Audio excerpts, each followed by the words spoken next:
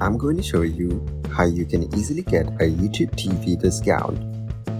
First, open Google Chrome and go to the YouTube TV website.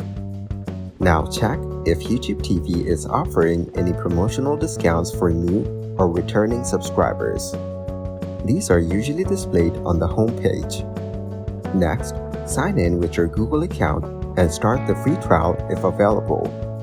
Some users may get an extended free trial as a discount. Now, go to Settings and check the Billing section. Here, you might find special discounts for long-term subscriptions or bundles. Another way to save is by using student discounts or family sharing to split the cost with others.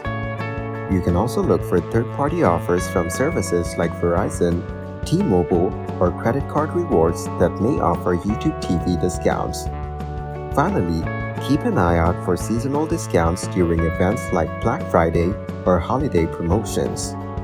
And that's it. These steps can help you find the best YouTube TV discount available.